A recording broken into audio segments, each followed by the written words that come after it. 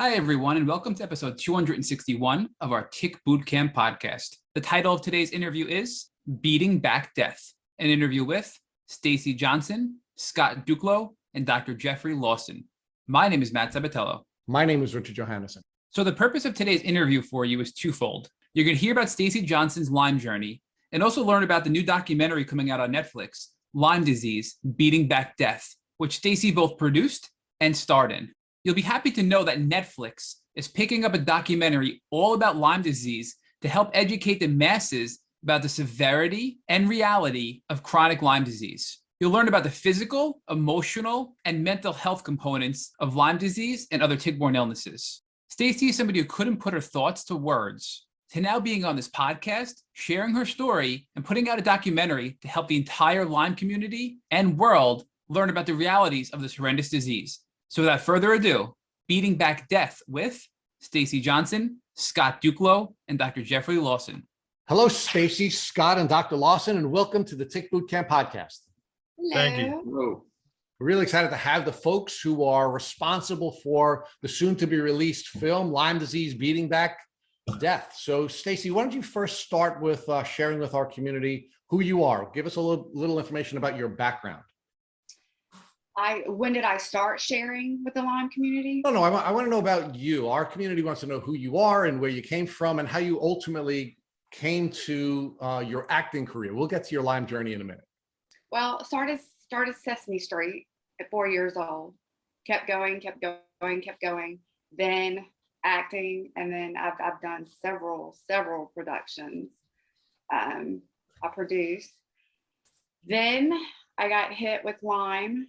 Probably, Dr. Lawson would have to tell you the year, but 2017 was when I started aggressive treatment, and it was really, really bad. However, I am back to work, but it's not like everybody thinks it is. There's a lot of behind the scenes on that also.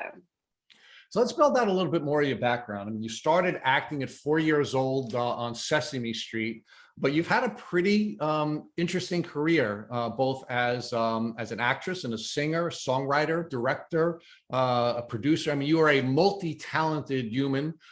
You've even done a great deal of work as a stunt woman. And you've done stunt work on some of the, I think some of the most iconic films, two of my favorite films, for example, which I do want to share with you. And you've done some work on the Iron Man movies. It's actually my favorite Marvel movie. And another one of my very favorite movies is the Greatest Showman, which you had also done some work on. So I was really excited when we were doing our background research on you that you have actually played a large role in two of my very favorite movies. So talk to us about some of the movies that you've done and some of the films you've done. I also want our community to know, and I want you to talk about, you've also been recognized for filmmaking and producing, right? You produced two documentaries, both of which were recognized with national awards. One had 11 national awards, another had 4 national awards. So let's build out, Stacy, a little bit more before we talk about your Lyme journey, because I think, although I appreciate your humility and I really like humble people, we need you to brag a little bit. You're a real star, and we need to build that out. So talk to us about how your career developed and the kinds of work you did with all of your God-given talents. Okay, so with doing everything that I've done, I've even done Sideshow. So, and we had the Shitsy Slam show for a year, and this is when it kind of things went downhill. So starting as a youngster in the industry, I had so much fun. Loved being on set, loved being around people, loved my work. The people that I get to meet, I mean, who gets to meet some of the people that I've gotten to work with, and my bragging rights would be the show, the documentary about Robin Williams. He near and dear to my heart. I don't know if you pulled that up from American Tragedy. We did. And I do want to talk to you a little bit more about that particular show, because Robin Williams is actually someone that this community talks about a great deal. And I do want to build that out with you separately, but let's talk about your background generally, and I would like to focus on the Robin Williams part of your work. Okay. Dance, showgirl. So you can see that I have been active my whole life. I've loved it. Loved it. And it's been a very, very Vegas stages. If I, and I feel like with all the work that I've done, it's not my time to stop.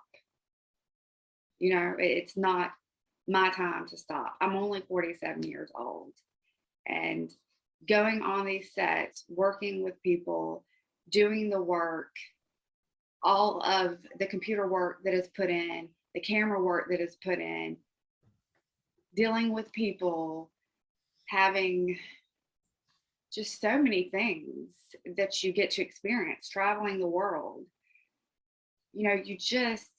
You have to be in the industry to kind of understand the singing, the going on tour with different people. Lyme disease kind of took it to a halt for a little while. And it's pretty much, if you put myself on all these genres, and we still have to look it up, I'm the only female known to date that has the most genres in the world. So you have had a very storied career, and you've had the opportunity to work on some of the top films with some of the top people in the Hollywood industry, and it's because you are so multi-talented, right? You have so many different talents. Right. There's just been no limit to what opportunities someone with your talents would have available to her, because you have so many talents, right? And we did outline, again, two of my favorite films that I've ever watched. You were a part of. So let's talk about Robin Williams just for a moment, because I think there's sort of an ironic element here, because many people in the Lyme disease community believe that Robin Williams had Lyme disease, that he was suffering from Lewy body dementia, and that Lewy body dementia, at least by some of the leading experts in the community today, believe that Lewy body dementia is actually caused by Lyme disease. When you were doing your research on Robin Williams, did you come across any of the research on Lewy body dementia? And did you come across any of the research that suggested that perhaps there was a connection between Mr. Williams's untimely death and Lyme disease? Well, I did that documentary with him. I did because I personally knew Robin. It was not like, hey, we picked this. And so I know the family, and we can't put out medically because we just can't touch on that.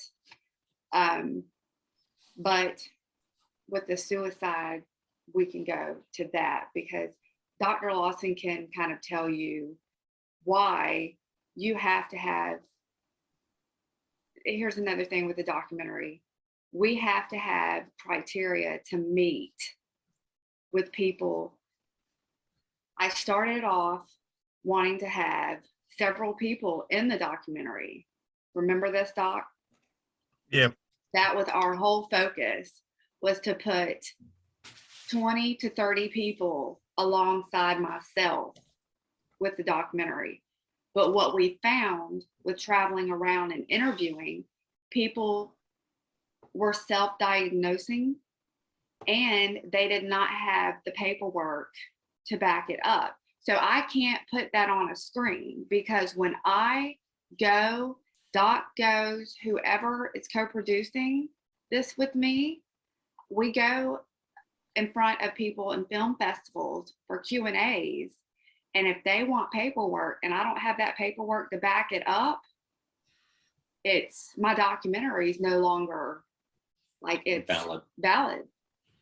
Oh, so I appreciate that, right? I mean, you have to source all of the claims that you're making in a documentary, or it won't be a credible documentary. So let me ask you a different question, Stacy.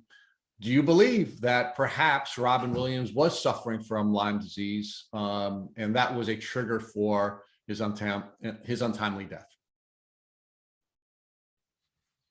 I don't No. I don't know.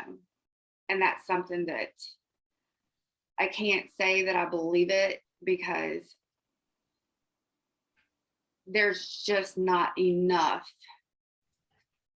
in that direction. So many people that say this, I don't know where they're getting it from. Okay. So Scott, why don't you build out your background first? Tell us about where you came from and tell us what your life was like before you met Stacy. Well, I grew up in New York, not in the city, in the country. We knew of Lyme disease. We knew a few people who had gotten Lyme disease back in the 80s. I graduated high school, straight out of high school. I joined the military. I was in the infantry for 10 years. And during that time period, I couldn't even tell you how many ticks I pulled off me. And that's another aspect that I don't know if you guys have really heard anything about, but we in the military have been literally covered and pulling them off of each other. Did 10 years in the infantry, switched MOSs, and went to the Q course, became Special Forces qualified, earned my Green Beret, and did 12 years in SF, multiple tours to Afghanistan, never went to Iraq.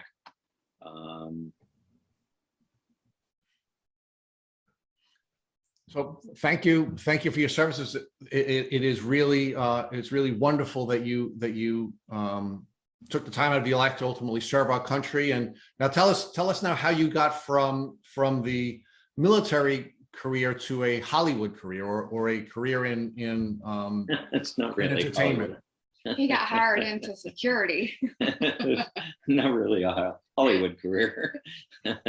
I'm not an actor. So you pivoted from a military career to at least working in the entertainment industry because you were hired to serve in a security force. Right, he's my security. So we have a lot of us carry security with us. So he was hired on as my security.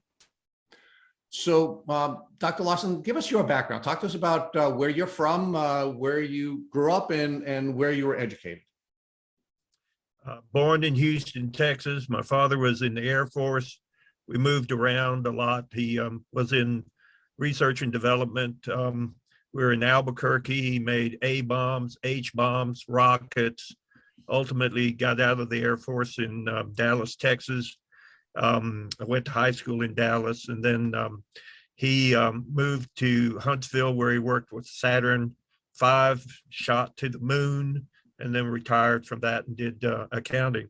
So we moved mainly we were in the South and the Southwest. And I went to college at Washington and Lee in Virginia, and then went to med school in Memphis, Tennessee. And while I was in training, I noted that when they have what they call morning report, they would report on all the patients that were admitted to the hospital the previous night. The only ones that were under 70 had rheumatic diseases. They'd either have rheumatoid arthritis, lupus, an infection in their joints. And so I decided, well, maybe rheumatology is something I want to go into. Also, when you rotate through your training, I was on a pulmonary service, and they get you up at 2 a.m. To see a new patient in intensive care, and you go down and work with the person. And about 6:30, 7, he's breathing, he's doing okay. And the first thing he says to you is, "Doctor, when can you get me out of the intensive care so I can have a cigarette?" And so I decided that I didn't want to be in an adversarial relationship with my patients, that I wanted to be in rheumatology. The patients do not cause their disease. A majority of them have inherited an overreactive, aggressive immune system that for some reason, possibly due to viral illness or bacterial infection or whatever, their immune system thinks that they've been infiltrated by alien creatures like the alien on the movie, and that it's going to jump out of their chest and kill everybody on the spaceship. And so our job is to bring the immune system under control, to prevent damage, maintain independence, and provide them with a life that they can enjoy. Dr. Lawson, what describe your current practice? I mean, where are you currently practicing, and what type of patient are you generally working with today? I live in Greenville, South Carolina. My practice is called Piedmont Arthritis Clinic. I started the practice in 1979. I'm 75 years of age. I see 20 to 24 patients every day. Majority of them are standard in that they have osteoarthritis, rheumatoid arthritis, lupus, psoriasis-related arthritis. But but every once in a while we get patients like Stacy, or we have patients. Usually, when a patient has a white cell count below 40,000 and a hemoglobin above 6, and they have some unusual disease, then the referring physician says, well, this must be one of Lawson's diseases because we can't figure out what it is. So let's send it to him and let him figure it out. So some of my patients who come in with that type of condition, we just name the disease after the person, Sanders disease or Williams disease. And then we come up with a therapy that improves them. Like I had a patient in on Friday who had pain, swelling, and tenderness in his right wrist for several months. And his MRI scan showed some inflammation, but he had no test positive for rheumatoid arthritis or lupus, and they only had in one wrist. And so we had to come up with a therapy, and now he's off medication and is doing fine, no pain in his wrist. And so that's the nice thing about our diseases, is that some people actually get well, but we are able to maintain their, like I had a lady come in who was 37 with her children. I said, your mother has rheumatoid arthritis. They said, yeah, we know that. I asked the 10-year-old, how old do you think your mother was when she developed rheumatoid arthritis? She's 37 now. And he said, 26. I said, that's a good guess, but she was 2 years old. I've been taking care of her for 35 years. And she has a job, she takes care of her family. So those are the good things about our diseases. Dr. Lawson, rheumatologists have played a very important role in the understanding of Lyme disease. In fact, the pattern of disease that ultimately became named Lyme disease was observed by a rheumatologist in Connecticut. So talk to us about what percentage of your cases currently are Lyme disease cases? Hardly any, mainly because I'm not an endemic area. And so if I was in New York, then I'd have a significant number of patients. But the few I've seen, we've always got them well, or not well, not Stacy's not well, but she's able to do things that she wants to do. And I had a patient that came in who had central nervous system Lyme's like Stacy, and she also had systemic lupus too. So that was a real challenge to get her better, but we were able to get her better. So Stacy, let's come back to your journey now and talk to us about when your symptoms, the Lyme disease symptoms, first began to present in your life. They started probably a good few years before 2017 when it hit hard. I was traveling around.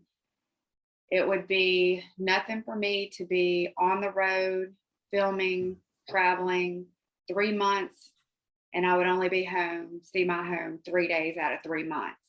That's how busy I was. I started having really weird heart issues. I kept pushing myself, not wanting to see that it was something serious, because every state that I would go into the emergency room when I was working would say, hey, you're working too hard. You're stressed. Maybe you need to cut time in this industry. Or are you possibly, every time they ran a drug test on me, never, ever, ever, Dr. Lawson, would you like to say, I've never, ever, ever tested positive on any type of drug. And I will put That's that correct. in my life. I do not use drugs, but because of the industry, I think that a lot of doctors discount that we're just all doing whatever and it's a party heyday everywhere. And it's not. I'm not gonna lie, there is a lot of it. I was just not one of those. I did drink alcohol, but I didn't do any of the other stuff. So, But I started having a lot of symptoms that they put me through multiple tests, and I kept getting depression. I kept getting, it was always, you're working too hard. so Stacy, let's build that out a little bit. I need a timeline here. So we're in 2021. You told us during our pre-roll conversation that you began to treat in 2017 with Dr. Lawson. So give us a timeline. When did you first start to deal with these symptoms that you now know to be your Lyme disease symptoms? How long before you started treating in 2017 with Dr. Lawson? Years. Tell us about your tick bite. Years, like I can't remember the actual year. You might have it on your paperwork, but it was years that I had the tick bite and the rash. But I just pulled the tick off and I kept going because I've had tick bites before. You just pull it off and you keep rolling, you know? So Stacy, let's talk about that. Let's pause there for a second. So how many times were you bitten by a tick during the course of your life? Probably several. Growing up in Georgia, I got them all the time. But I was fine until probably my mid 30s when I got bit by the tick. That's when I noticed I started having fatigue and it just slammed me. And I was having to travel all over, tired, could not figure it out. They thought it was heart issues. Nothing ever showed up on any of my EKGs. My heart, every time I would get whatever they're called, you know, the sonograms of the heart, valves, everything worked perfectly. So I kept getting so many misdiagnoses that I stopped. I stopped going because it's just like, you know, what's the point? Stacy, we're gonna build that out. So let's go back to this tick bite. The tick bite that you believe is connected to the development of your chronic symptoms. When did you get that tick bite, and where were you when you discovered that tick? What were you doing? I was on a golf course. I was on a golf course in Fayetteville, North Carolina, and I had walked into the tall grasses where I was too cheap, you know. I knocked my balls off into the grass, and I'm like, you know, I'm not going to pay for these balls constantly that I can't even golf. So I used to drink and golf. So I would drink alcohol, golf, and just hit balls, doing just asinine things. Now, I wish I'd never touched a golf club because I don't even like the golf. So yeah. Stacy, one of the things that we've discovered on this podcast is that in most cases, when people are bitten by a tick, their immune system can manage the microbes that are spit into them. And rarely do we see people going from a tick bite and an acute illness to a chronic illness, unless there are a couple of factors that are present that will cause you to be immunocompromised. And one of the things that I was listening to when you were describing what your life was like at that time, where you were working, you know, 87 days of every 90 days of a calendar 3-month period, that you were just tired. You were working really hard. You were not taking a break. And you believe that because you were working so hard and because you were doing so much, that it was having an impact on your immune health. No, because my heart, I started having palpitations. I started swelling.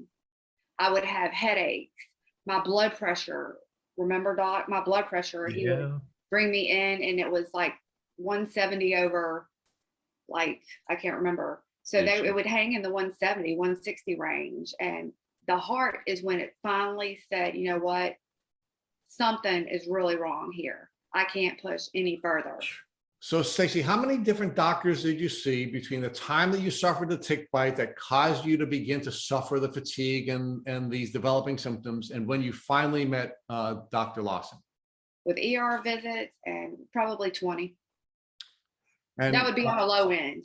okay, so so talk to us about what your interaction was with these 20 different doctors, and tell us what they were landing on each one of these different doctors other than Lyme disease. I would go in to the emergency room. They would say your blood pressure is way too high, or I would go into a, what do you call it? A 24-hour medical clinic, and they would send me by ambulance because my blood pressure would be too high. I would get there. They would hold me pretty much the whole day for 10, 12, 14 hours sometimes, run all the tests. Nothing would show up.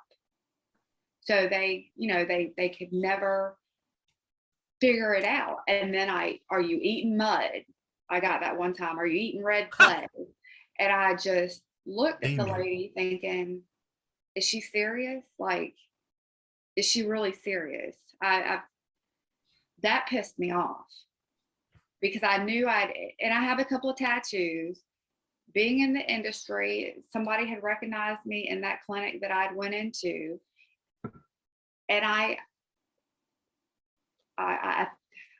thought it was because of the industry that I was just kind of being targeted as not being taken serious.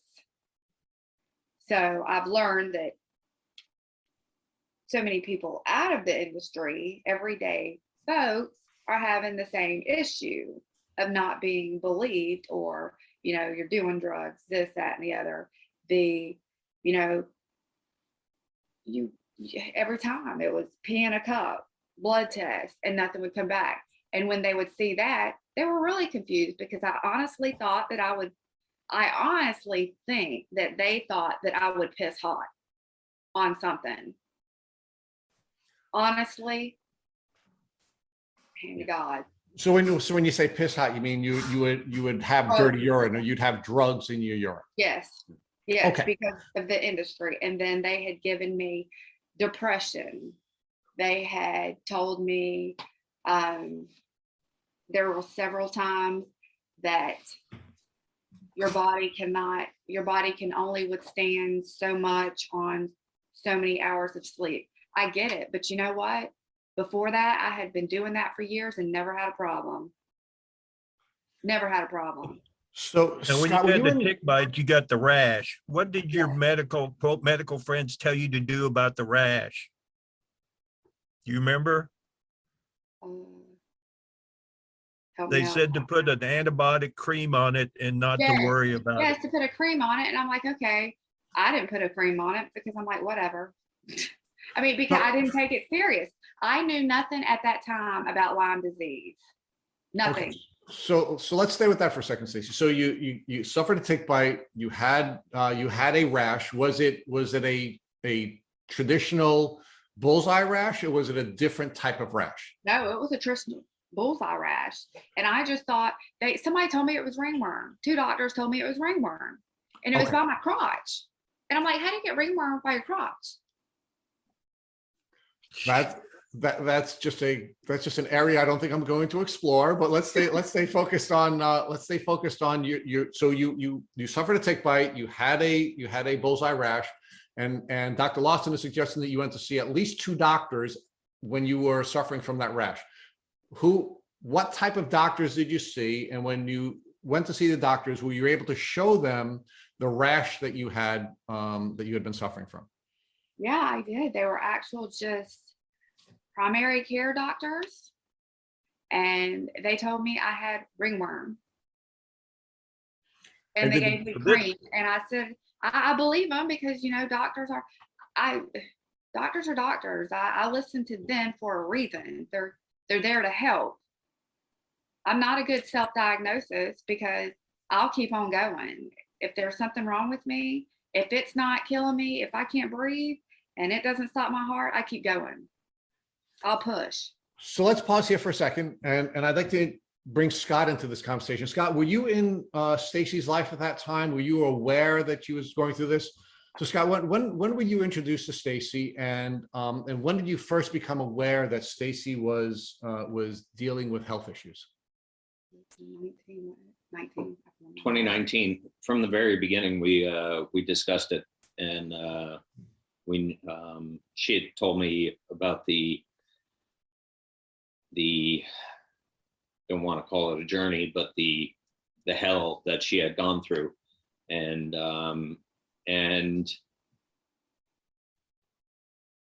you could see, and there was still a lot of mental and physical lingering effects. I wasn't there for Dr. Lawson was. I wasn't there for the worst portion of it. I came towards the end portion, and there were still some effects that were horrible. It was to the point where she would get out of a vehicle and didn't know if she was getting into the vehicle because we were going somewhere, or if she got out of the vehicle because we had parked and we were going to a restaurant, or we were walking away from the vehicle. It was physically exhausting for her, walking up steps, even just on flat ground, taking her time. It took years before she could even put heels on and even attempt. My first red carpet was in 2020 that I actually put heels on, from 2017, and first time. And I had to have somebody go up on the stage for my Q&A to help me up. We were nervous. And it was a huge deal to me. So Stacy, before we turn over to Dr. Lawson with some questions for him, I'd like you to sort of build out for us how these developing symptoms were interfering with your personal life and your professional life. Wow. It sounds to me like you were moving forward with your professional life, but you've just given us a peek into some of the more severe issues you've had to deal with. Give us some more detail on how your professional life first was being interfered with by your developing Lyme disease symptoms.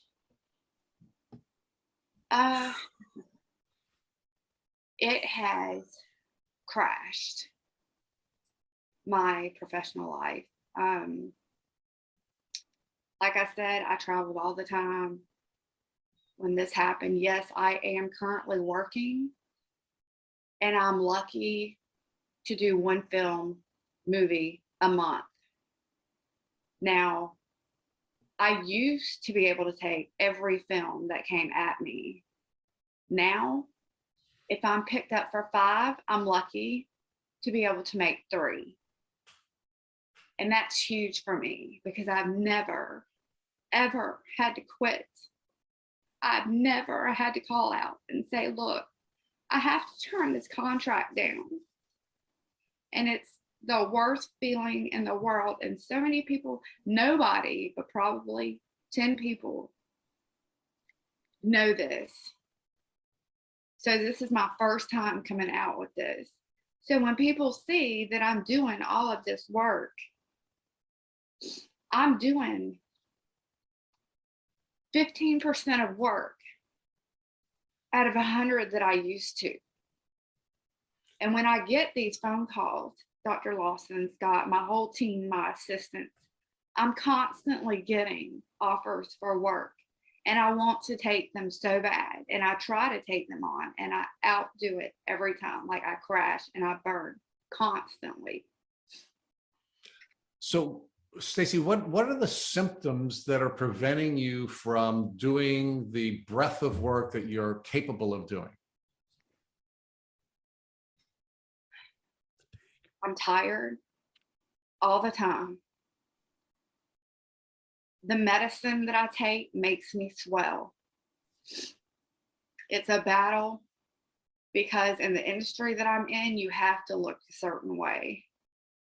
I haven't had Botox in 2 years, which is, I've always had Botox. And I know that a lot of people see that as a vanity thing, but in my work, I have to have it. And with the Lyme, it's aged me. It's aged me. And there are days where I look really good. And then there are days like this that I do not look good at all. And I can't stand looking in the mirror anymore.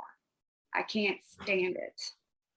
So Stacy, you had a tick bite and a traditional acute presentation of Lyme disease. You treated with over 20 doctors without getting a diagnosis. And then you finally found Dr. Lawson. How did you find Dr. Lawson, and why did you choose to work with him? Well, he was a follower and a couple of other people, fans of movies and different things that I have done. And people basically sent me that way. People that I trusted. So when folks were urging you to work with Dr. Lawson, why were they urging you to work with him, and why did you ultimately settle? Why did you ultimately settle to work with him? Because he's the best. And you believed he was the best because people that you trusted told you that he was essentially the real life Dr. House who could deal with and overcome diagnostic challenges and come with a diagnosis. This is how good Dr. Lawson is. I have a home in Las Vegas, Georgia, Florida, South Carolina. I could easily go to LA, but he is the only person that has gotten me better. He is the only person that I trust, that I put everything into. Because yes, there are doctors everywhere, I'm sure, that are capable, but I know his I know his capabilities. And I tell people, there are entertainers, there are celebrities in Vegas. There is so many of my celebrity friends are there. There's so many in California. And they have to go other places to get help. Now, you know that's a problem. If you have people that are A-listers that live in these towns that they love, huge towns, and there are no Lyme doctors there, that's a problem because they're having to travel back and forth to the country. But with I have swelling issues. I can't fly. Like I cannot, it is HELL to get on a flight because of my swelling. If I go on a project and it's more than 10 hours, I have to go 3 to 4 days prior. So my swelling goes down. Then I'm hoping I can work and get through things. And I push with the medicine. You know, I have to take some pain medicine to get through. Or if not, I would be just like everybody else laying in the bed because it's bad. It's a lot worse than people know. They see me in these articles. They see me on TV. They see me doing all of these things. And they don't know how tough it really is for me. Dr. Lawson, tell us what you knew about Stacy Johnson before she came to her first appointment with you.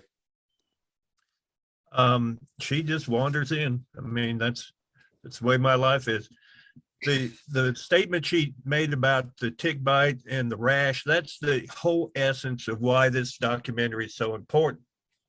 So let me tell you this story. I've got a son who's a computer geek, and he's in Virginia, and he works for a group with some endocrinologists, and he made a program that connects to the glucose measuring device with an insulin pump, so you don't have to worry about diabetes anymore. So he calls me one day.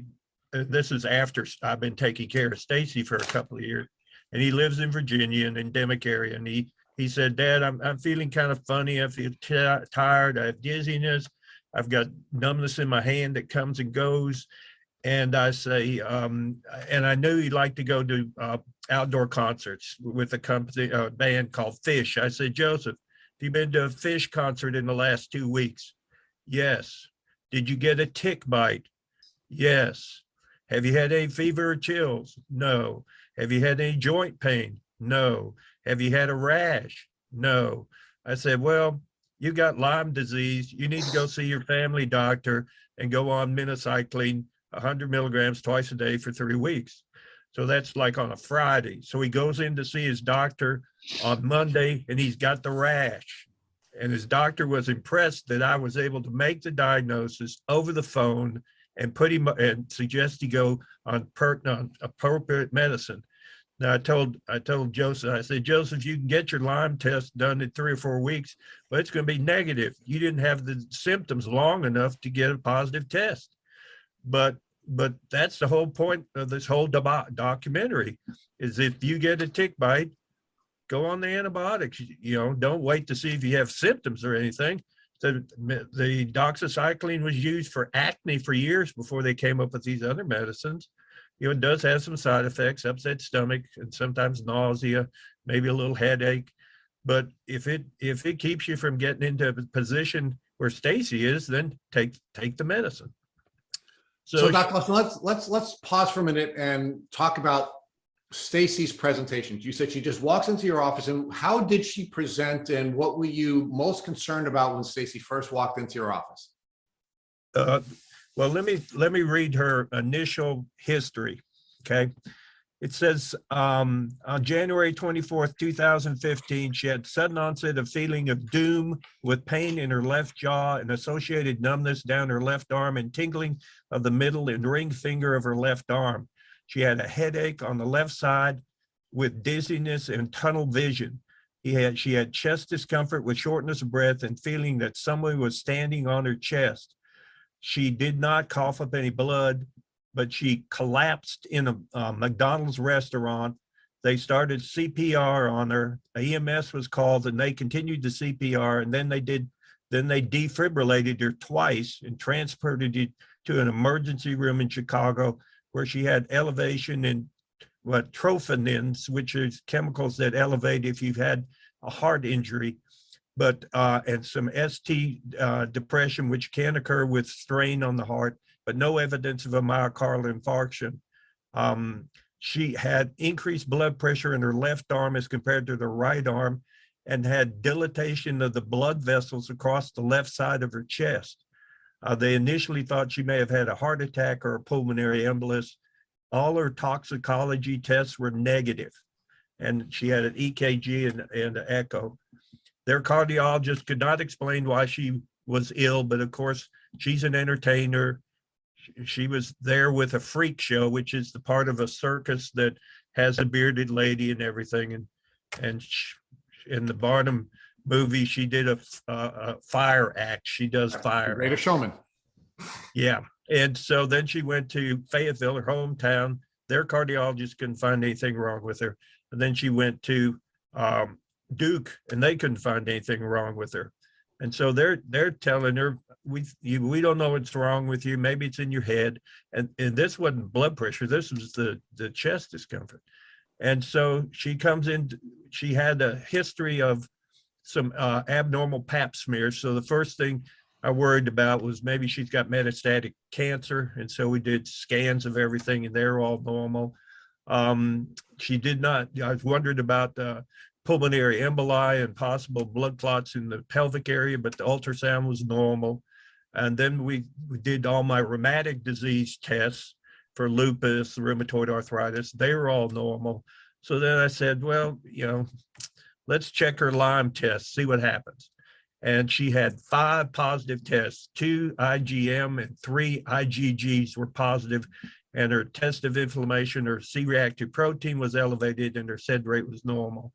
So Okay, I said, let's pause there, Dr. Lawson. So how long did it take you from when Stacy first presented with all of the symptoms you've just described to the time that you finally thought we should test for Lyme disease?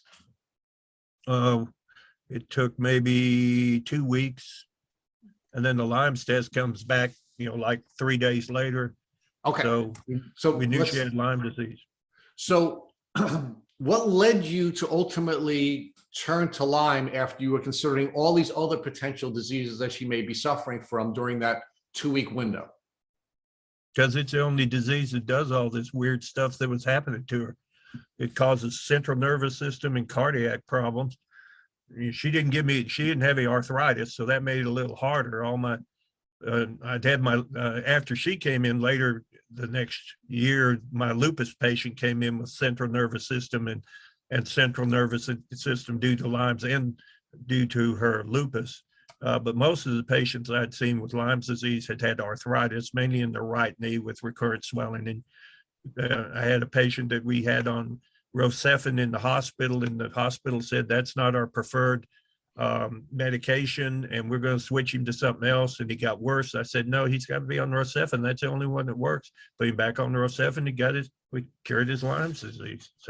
So prior to diagnosing Stacy with Lyme disease, how many Lyme disease patients had you treated up until that point? About 4. There are not many here. Okay. So that's why the documentary is so important, is awareness for physicians in an endemic area that, the first somebody comes in with weird symptoms, the first thing you ask them is, have you had a tick bite? Now, they may not know they've had a tick bite, but if they're still having weird symptoms, you go ahead and you say, okay, we're going to test you for Lyme's disease and we're going to put you on antibiotics anyhow. What the heck? I mean, it's innocuous medicine. So Dr. Lawson, I think most of the data suggests that most people who are suffering from chronic Lyme disease do not recall having been bitten by a tick. They are stealth bugs. Correct. That are very good at finding you, biting you, and leaving you without you being aware of the tick having bitten you. So at some point when you finally started to lean towards Lyme because you had this set of classic symptoms that were presenting with Stacy, did you ask her, has she ever been bitten by a tick, or was that something that you discovered after you got the results of the Lyme disease test? We didn't ask her initially. We got it. We asked her about it, and her. I mean, my memory's bad. So yes, when she comes in, the first time we put her on antibiotics, she doesn't talk to anybody. She just sits in the chair. She just kind of gazes across the room. She's not talking to you. She's not doing, you have to help her down the hall. Her balance is so bad that you have to hold her and put her in the chair. And the other thing that's interesting about Stacy is it being an entertainer, she has an entourage with her. And so that her son's dressed as Iron Man and his friends dressed as Spider-Man, and they come into the infusion suite where we don't have anybody in the infusion suite but the patient. So I'm in there saying, don't worry about this. She's an entertainer. Leave the entourage alone. Let them sit here. They're all huddled around her. Please get her better. And Dr. Lawson, I think we have to pause for a minute. They were wearing Marvel outfits. You cannot ask somebody who's wearing an Iron Man and a Spider-Man outfit to leave. They're, no way. No way. Are you gonna? I had also had another famous actress that was on Miami Vice with myself and an attorney. So there were like 5 of us there, and so we always traveled as an entourage, always. And it's important to travel with your attorney. I admire that as well. Exactly. So now we understand why Dr. Lawson was going to allow the entourage to stay. The attorneys always have to stay. I always want to be there. Anyone wearing a Marvel uniform has to stay. And then, of course, if you have a friend who's a famous actor, she has to stay as well. So now you have this whole entourage there, Dr. Lawson, and you're now trying to sort of tease through all of these people and all this information. And you're trying to diagnose this woman who's been on this very, very difficult and challenging journey. And you finally settle on giving her a Lyme disease test, and it comes back positive. So now, Stacy, let me focus on that with you for a minute before Matt starts to explore these issues with you all. When Dr. Lawson said to you, you have Lyme disease, what was your reaction? I honestly, my mental capacity of anything was pretty much gone. I could not speak sentences. I knew at that time that I didn't even know how bad I was. I honestly didn't think that I would make it much longer. because of the heart issues and I couldn't remember who I was. I couldn't work. I couldn't drive. I honestly, I had lost myself. I was gone. Mentally, I was gone. So, Stacey, it sounds like you were just so sick that you couldn't even process the information that you were being given by Dr. Lawson. That I couldn't. you had a That's diagnosis. another reason why I had to have so many people around, because I would have just laid there in my hotel room and just, I don't know, because I wouldn't eat. I would forget to eat. I lost appetite. I lost, remember that, so much weight. It was, yeah, there were times where I would wet the bed because I would forget to go to the bathroom. So Stacy, I'm sitting here listening to you and Rich and Dr. Lawson and your husband Scott speak, and I'm just so frustrated by the fact that you were so sick, yet they couldn't get to the root cause, meaning you literally, your heart stopped in a McDonald's. You died. You were brought back to life. You were resuscitated. You couldn't speak sentences. You couldn't remember who you were. You said mentally you were gone. You said you didn't realize how sick you were. You were wetting the bed because you were forgetting to go to the bathroom. I mean, this is not the person you were prior to getting sick, and yet doctors could not figure out what was wrong with you. But I wonder, do you think that there was bias here because you were an entertainer and an actress, and that they were sort of brushing this off as, like you said, maybe you're doing drugs, but they're not testing positive on the drug test, or maybe there's other factors here which caused doctors to sort of brush this aside and not taking it as seriously as it should have been taken before meeting Dr. Lawson? Oh, absolutely. I absolutely feel like I was pushed to the side because, like I said, it was because of the industry working so hard, and Hollywood does have a name behind it of it's one big party. I'm not going to deny that, but I was not one of those people that used drugs. But it doesn't matter how many times I told them. I'm sure they didn't believe me, because who goes to the doctor and gets a drug test every time? I don't know that many people that get drug tested every time. Stacey, I've been in the hospital numerous times because of Lyme disease, and I've not once been tested for drugs because of it. And when I say numerous times, probably several dozen times I was in the ER and I was never once tested for drugs, which shows, again, there was truly a bias in your care team at the hospital, right? Yes.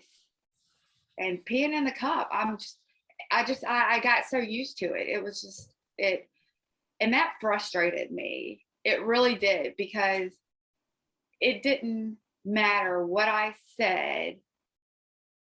They, you know, I look at doctors as taking that oath for a reason. They want to help people, not to judge people from sight of walking in. You know, one of the things we hear often, Stacy, is that gender plays a role in medical bias as well. And Dr. Lawson, I'm sorry for being a little critical about doctors here. You're obviously the exception, Dr. Lawson, so please don't take this personal. But from our experience in interviewing so many Lyme patients, there is this medical trauma component to late stage and chronic Lyme disease. And I think you had, obviously, your profession was doing you a disadvantage because you were being judged by the medical profession, but you were now bringing in all these really influential and powerful people to help you because you couldn't communicate. So this was before, obviously, you're with your now husband, Scott, and you're bringing in lawyers and you're bringing in influential actresses and you're bringing in really smart people to help guide your care. Do you think that had a positive impact? Because from our perspective, it should have. Or do you think that that was a turnoff to the doctors that you were seeing when you brought this whole team of people with you to try to figure out what was going on with you? No, you know, the funny thing about this, when I would go alone, it was more of a bias. When I would bring a team of people that they noticed on TV, they would jump through hoops. So you recognized that you were Yes. being treated poorly because you were a famous actress. So you said, you know what, if I'm going to be treated poorly because of this, I may as well take advantage of another advantage by bringing people with me to help me get the care that I need, right? So you're trying to balance Yeah. that So then out. they wanted autographs. They wanted pictures with us, autographs and everything, and then they would jump through hoops. Because a lot of times when I was really, really sick, when I would be taken to the hospital, I would have my hair back, no makeup on, a hat on.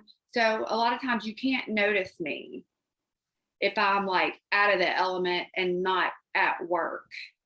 Because, and with the Lyme, you know, it changes you. If you're swelling, you look totally different, because I swell a lot in my face.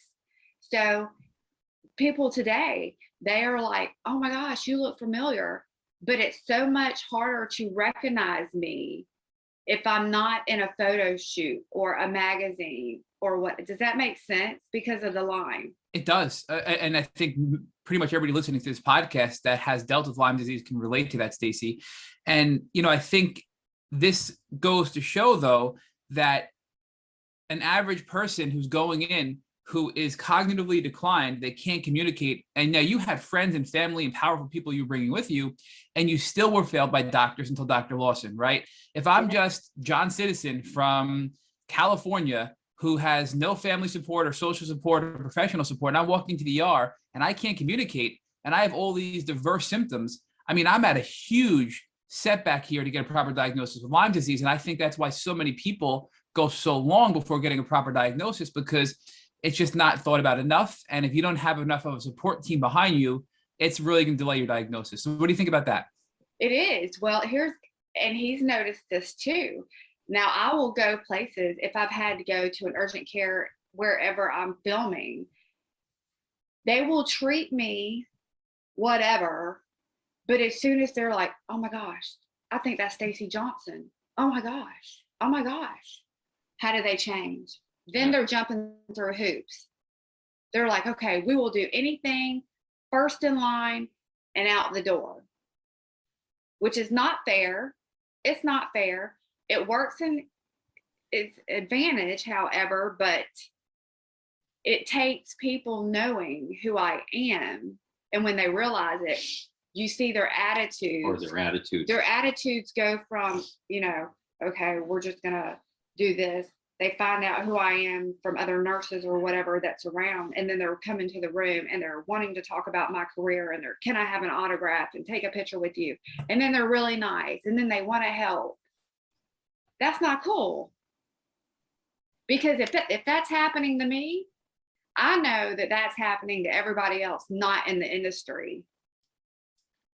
Right. And again, you still didn't get a proper diagnosis, even though people were recognizing you and you were leveraging, you know, your advantages that you had because of your profession and your friends and your socioeconomic status, and you still didn't get a proper diagnosis, right? I mean, you were telling us earlier that you have A-listers that you know in Hollywood and in the community that have to travel across the country to get proper treatment for Lyme disease. So even people that have far more means and advantages than the average person are still having trouble getting proper care for Lyme. And you noted yourself, Stacy, right? You are where you are geographically today in the world because you needed to be in close proximity to Dr. Lawson to give you proper care, because you couldn't get that anywhere else, right? And you are somebody of means compared to others who may be going through this and struggling to find a doctor to help them, which stresses how much awareness and advocacy and change we need in the Lyme community, which is exactly why, Stacy, you're creating this documentary coming out at the end of the year, Lyme disease beating back death, right?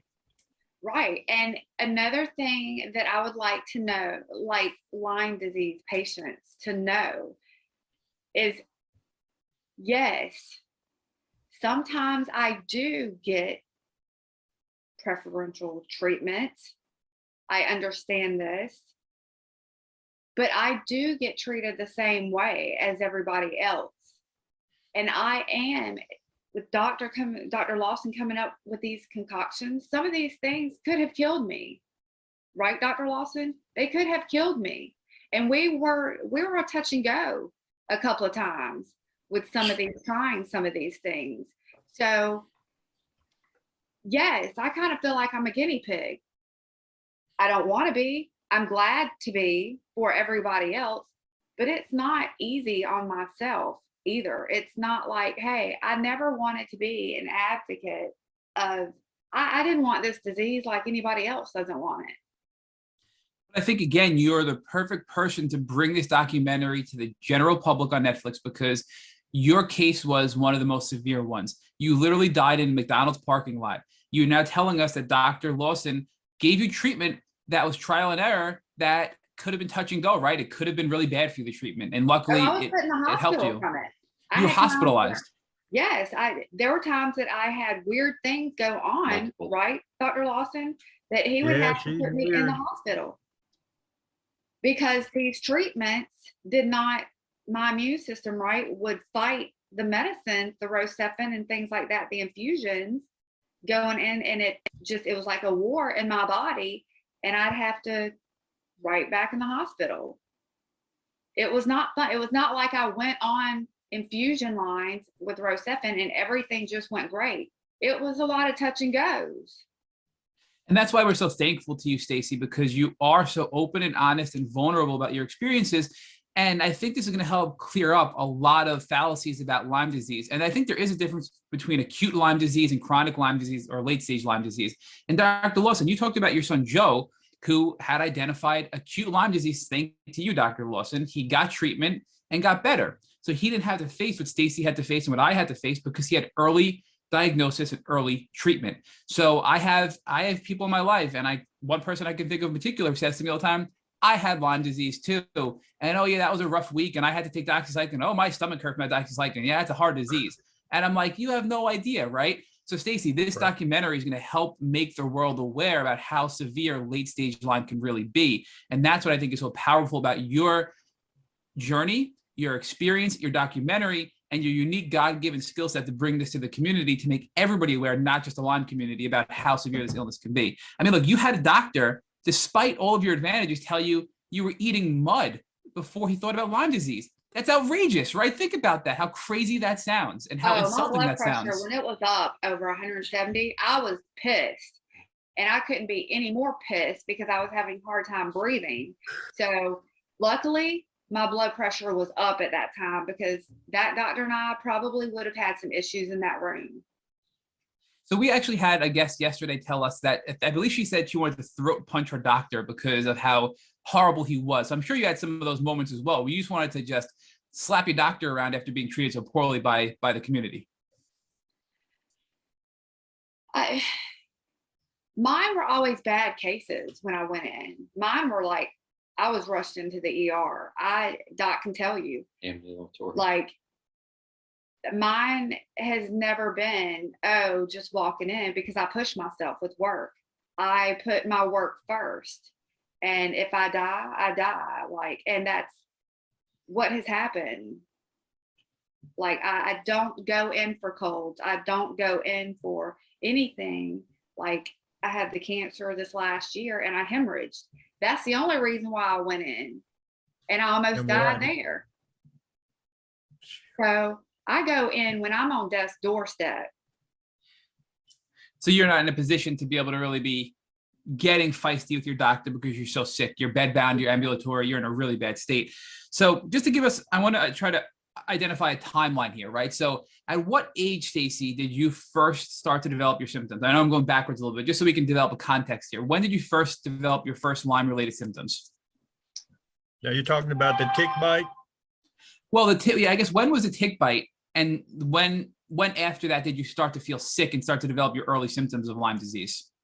Do you remember the year, Doc? I'm not sure. You had your heart stopped in 2015. I think you got your tick bite like at least 2 or 3 years before that. So It may have been like 2012 or something. Okay, so about 2012 is when you got your bite, and around 2015 is when your heart stopped. But in between there, obviously, there were other symptoms that were building in, Stacy, right? So that's when all those other symptoms you talked about earlier, correct? So, and I had been bitten in probably around 2005, another time. But between these different tick bites, I'd never had any issues.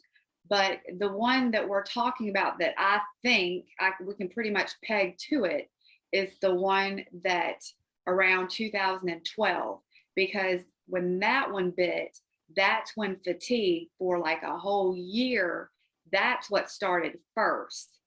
And then it led up to swelling, blood pressure problems, and then heart problems.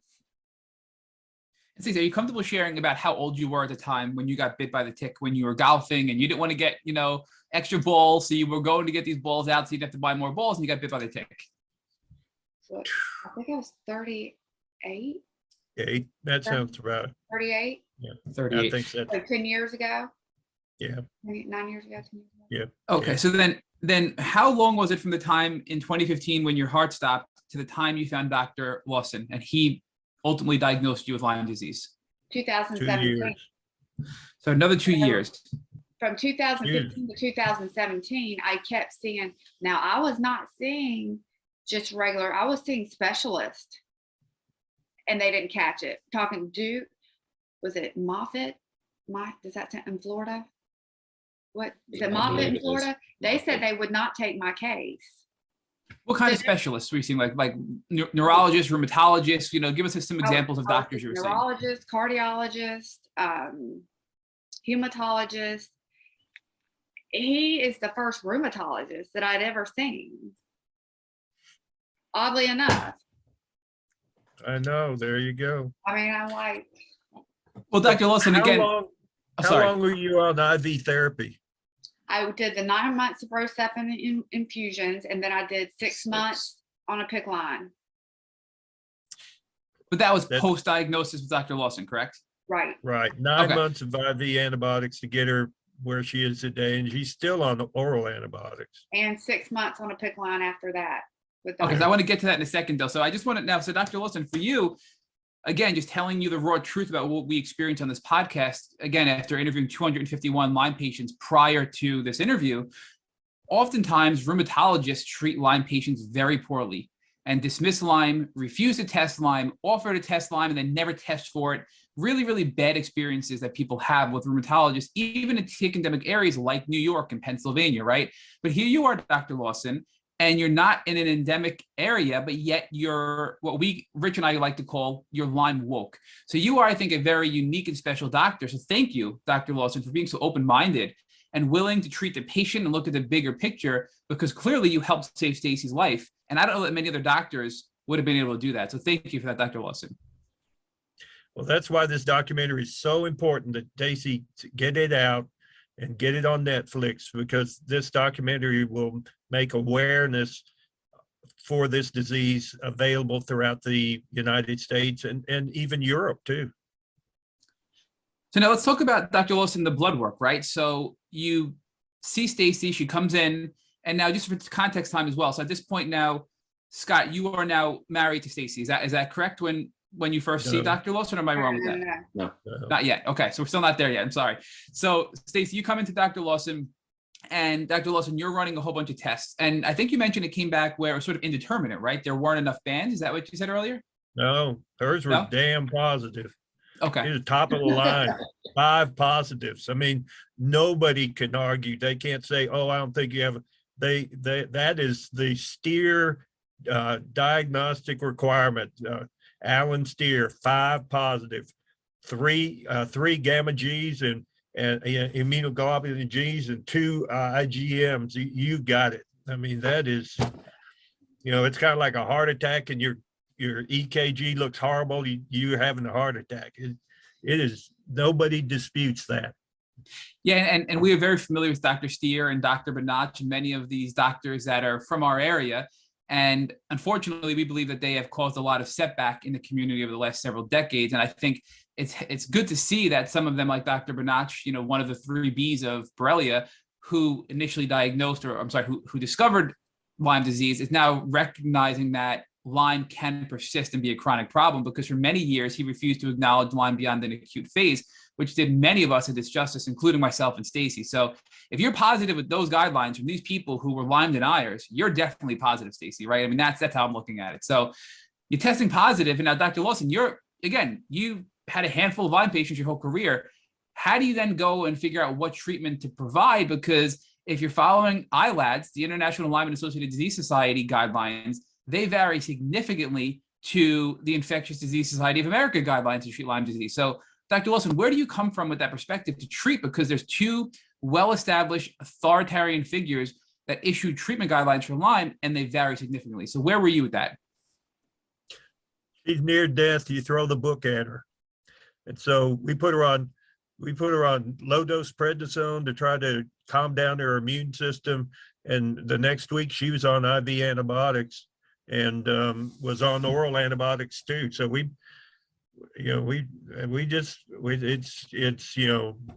bombing Hiroshima.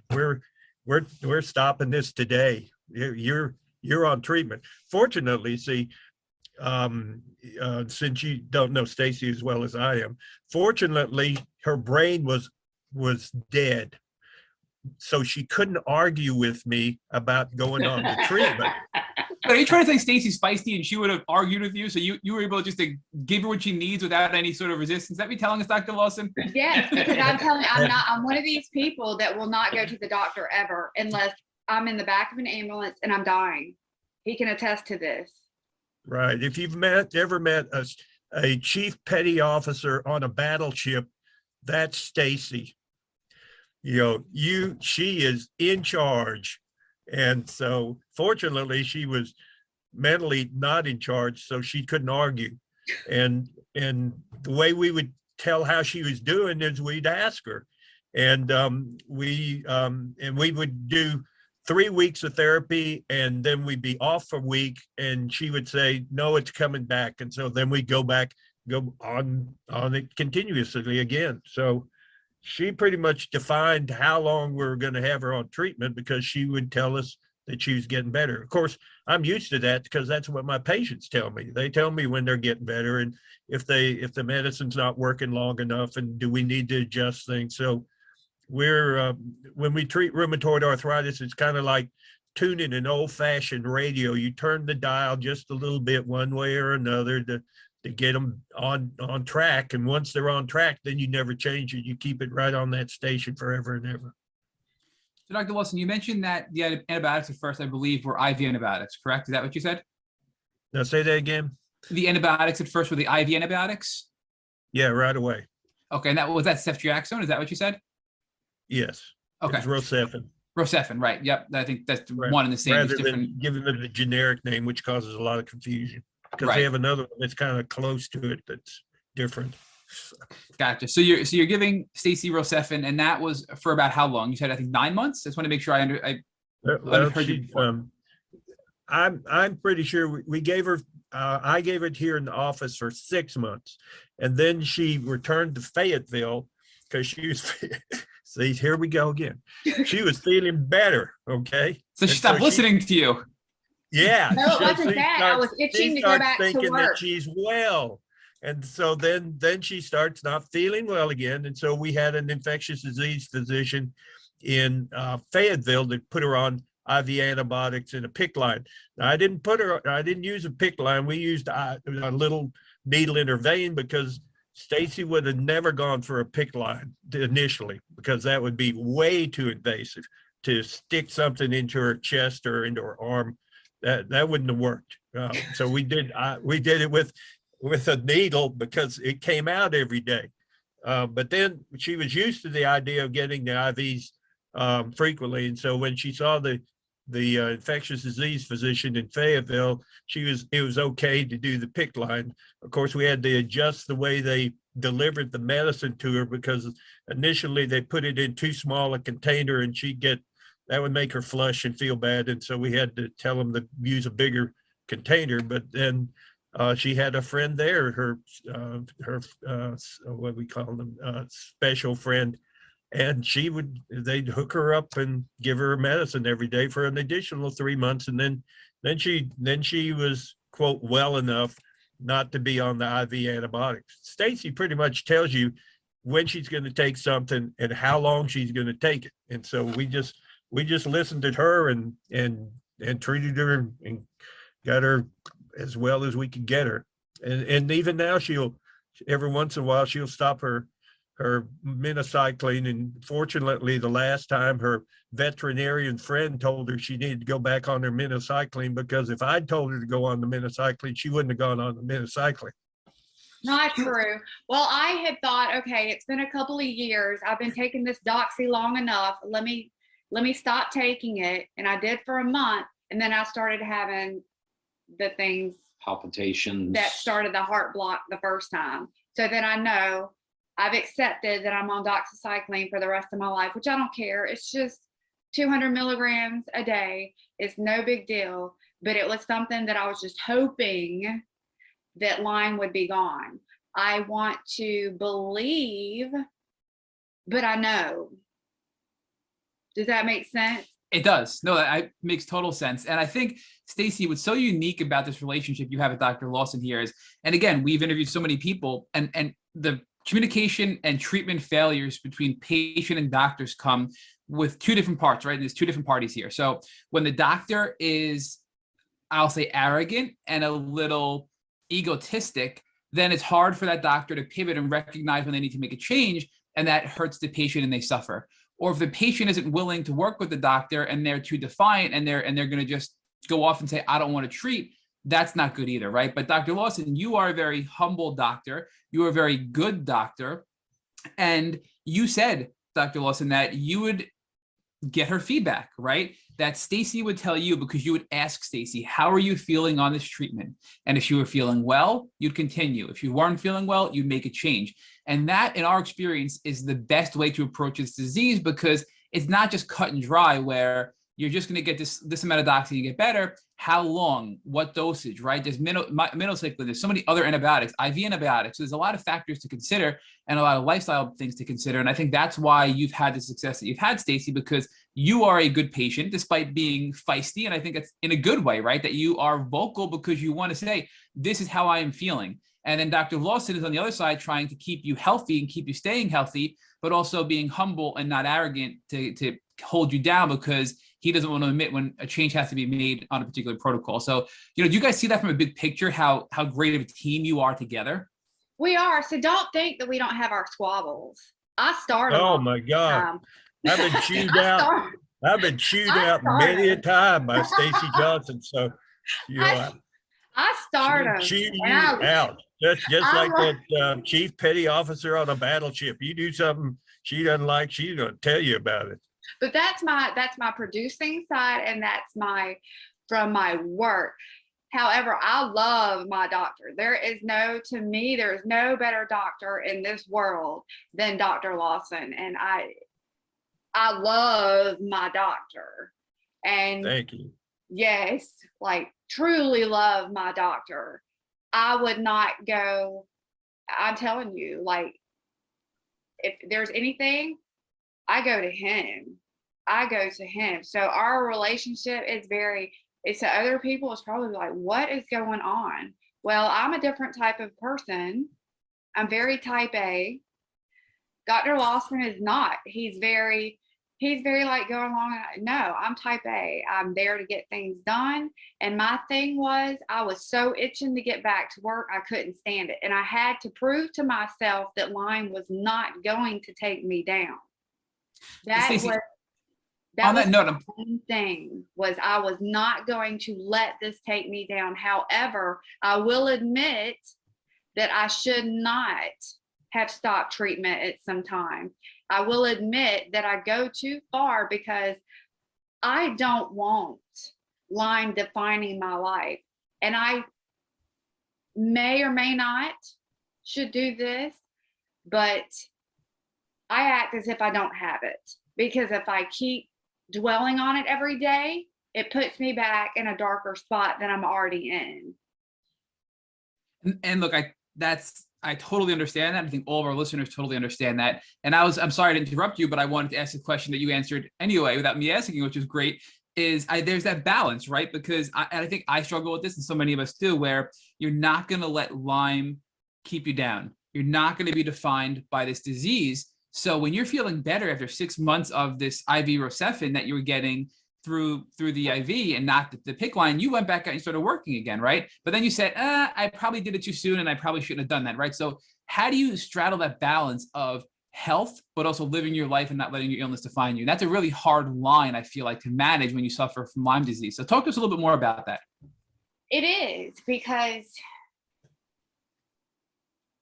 when I went back to work, I knew that I had accomplished something.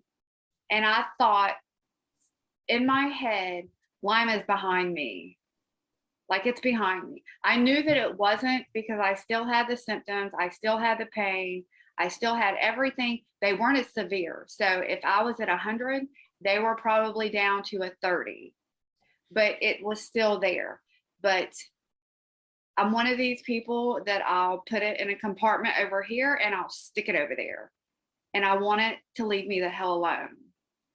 And if I'm doing other things, throwing myself into work, I'm not thinking about it. I know I'm damaging myself. I know it.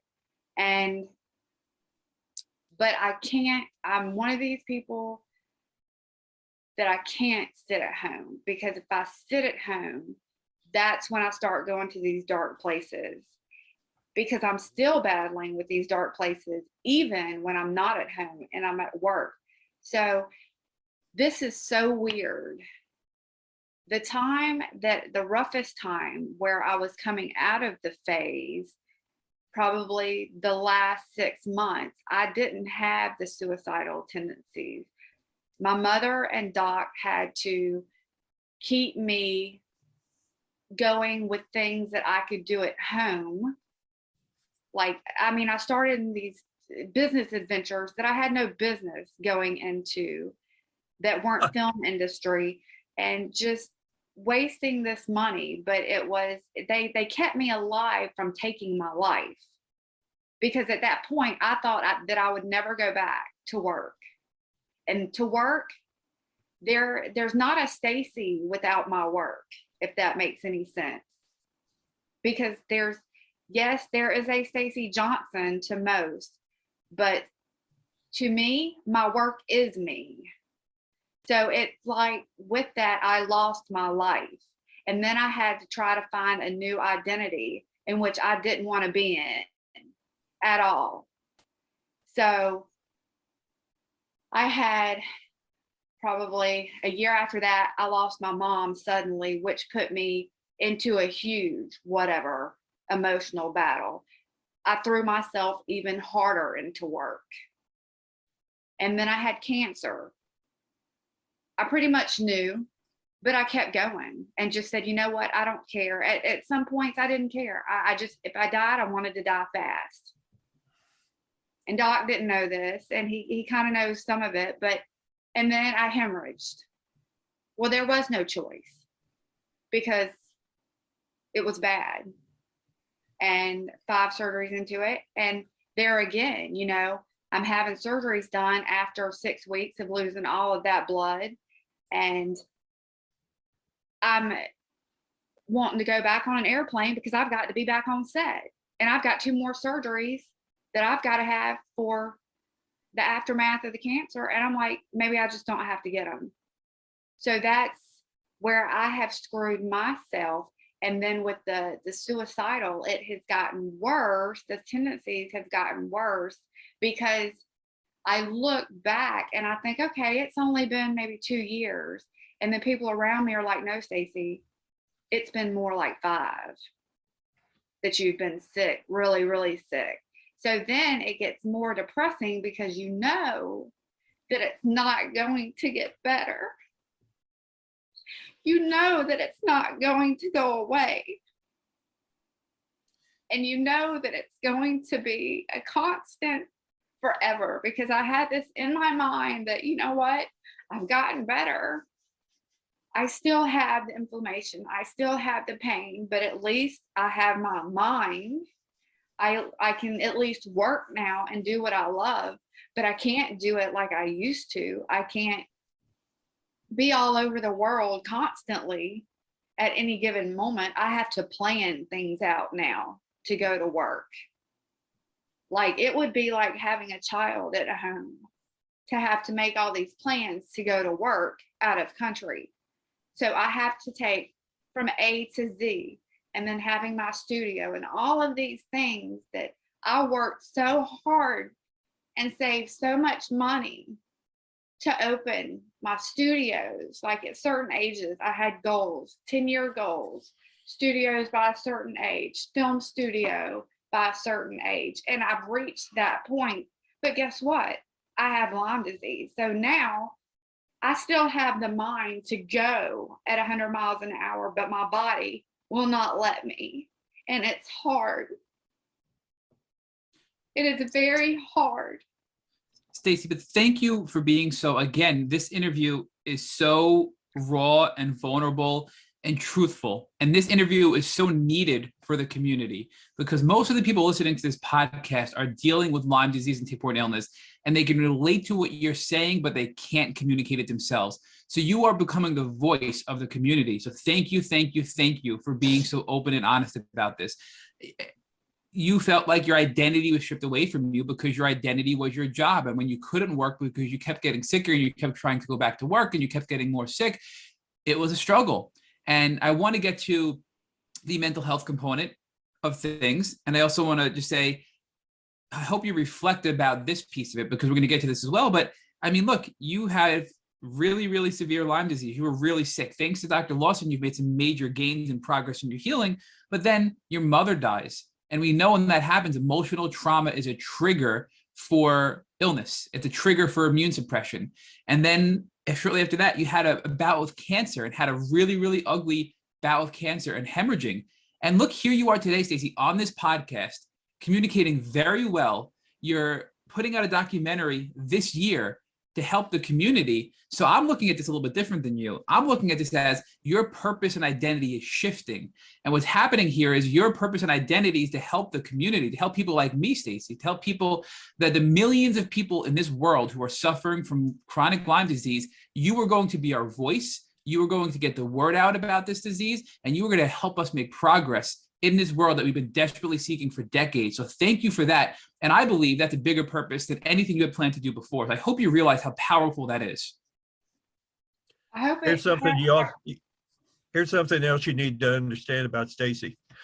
Most people think she has significant wealth now. All right. When she came to see me, she had no wealth. She had no money. She had no insurance. We took care of her for free.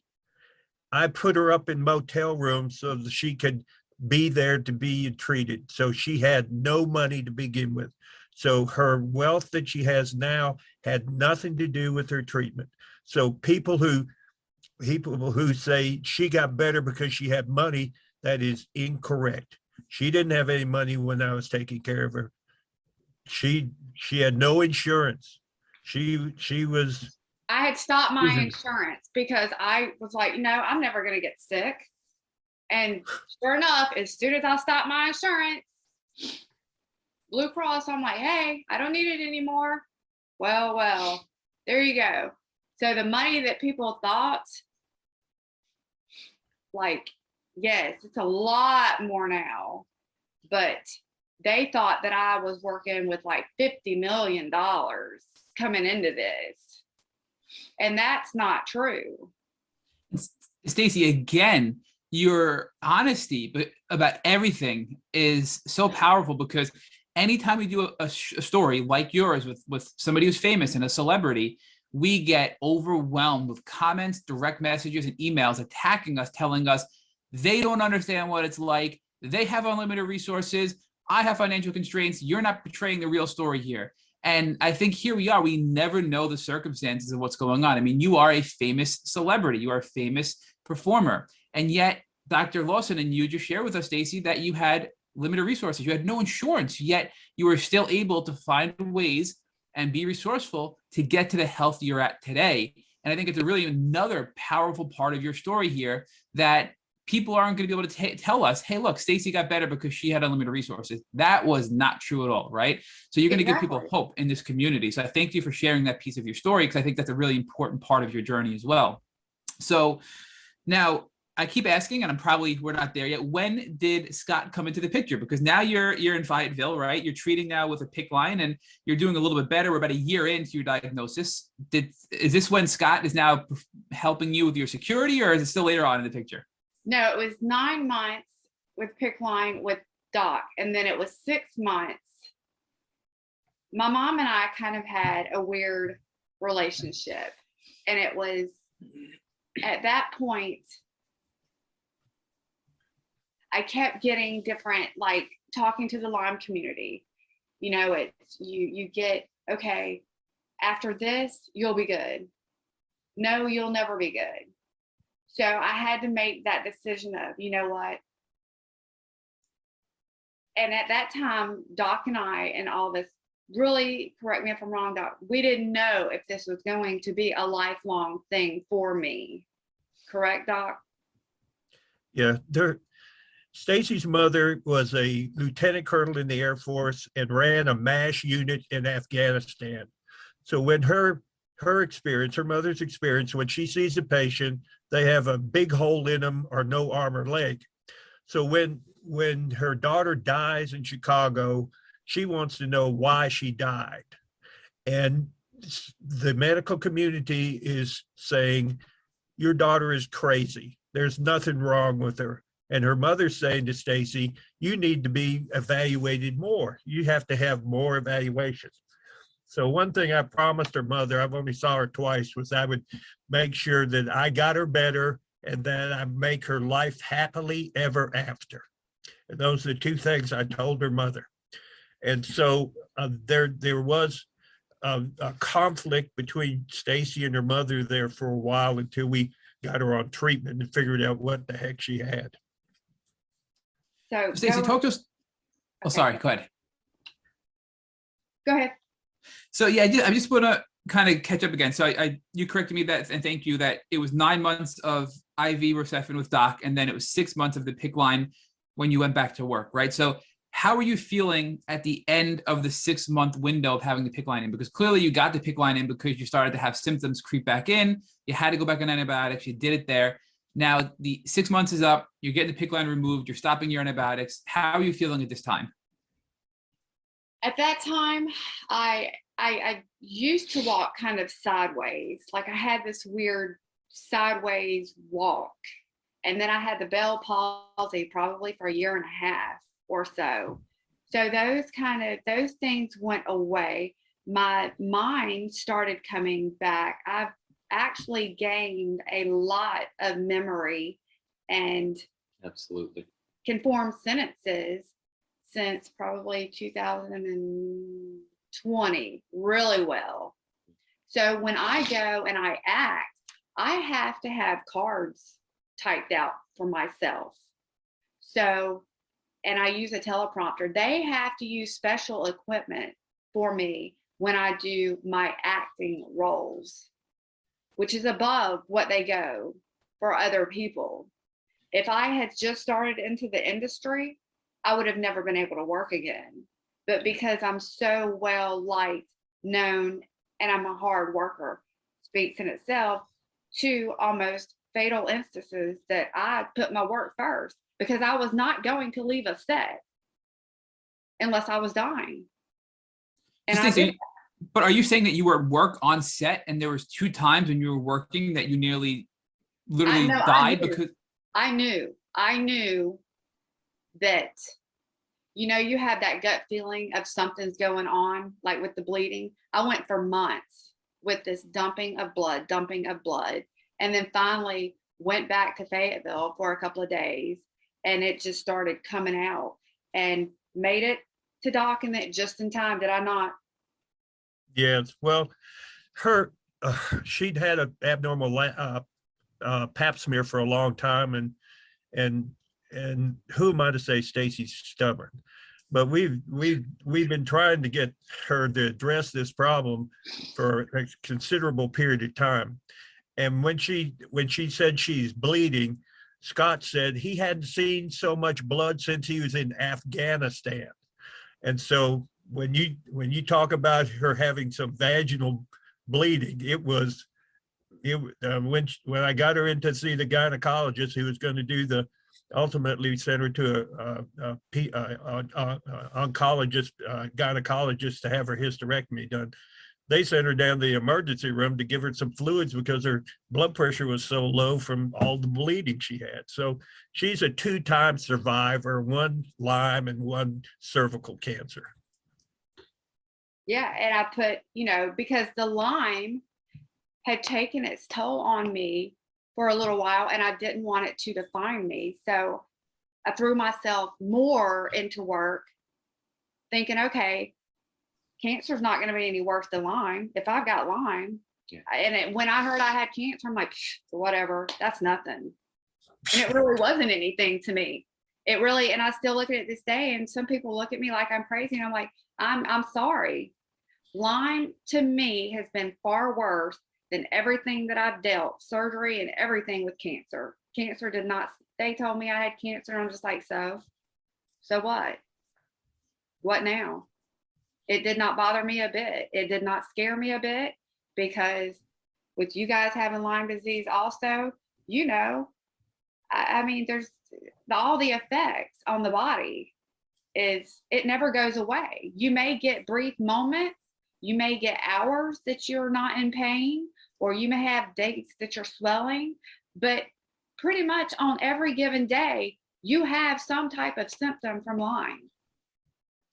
I do anyway. For sure, Stacy. But talk to us about, because we're getting tighter on the time from here to the present date.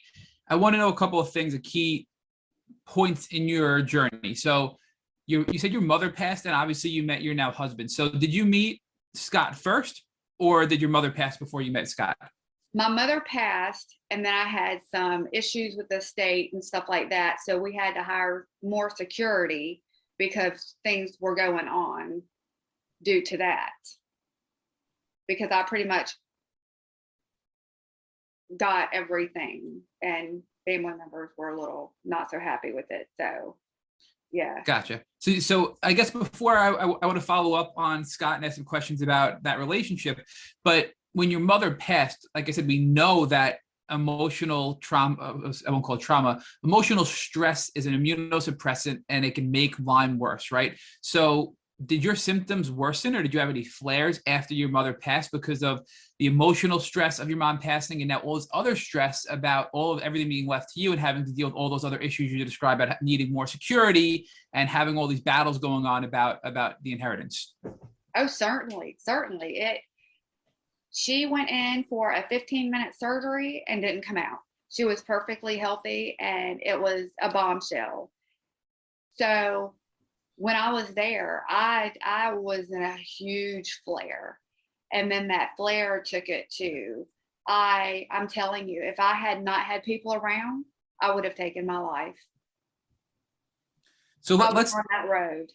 Let's talk more about that, Stacy, because suicide and Lyme disease are a really important discussion that isn't had enough. And it's been talked about a little bit on this podcast, but not enough, in my opinion. We're starting to explore it more. We know that Lyme disease causes mental health related issues. I mean, look, when you're that sick, of course, you're going to be depressed and anxious and have all these negative thoughts going on. But we also know that we've learned from some of the leaders in this community, the scientists and the researchers like at Duke University that are studying this stuff. They've proved that the bacteria, when it goes into your brain, which clearly it did for you because you had neurological Lyme too, that it will actually cause these symptoms. So not only are you feeling this way because you're sick, but it's neurologically changing you and your brain pathways. So give us an idea as to some of these thoughts and feelings you had regarding suicide, if you're comfortable sharing this. And again, probably a trigger warning should be issued here for anybody listening to maybe fast forward if they don't want to hear this part about suicide. But give us an idea of some of the thoughts you had pertaining to suicide after your mother's passing that you never in your wildest dreams imagined you ever would have thought about prior to getting sick. No, I had never had issues with suicidal thoughts. When I was so sick, I really didn't have those thoughts because I was not there. However, there were some at the end of it, my treatment, because I thought that I was stuck and would never be able to work. When my mother passed, it hit, like it really hit. But then I put myself back into work. But for some reason, this happened in 2018, 19 was fine. But then the cancer happened, and I thought, you know, what else could happen to me at this point? But it has been the last year that I battled the worst with the suicidal thoughts. And I don't know why, because I'm better as opposed to where I first started with not being able to think, the heart issues.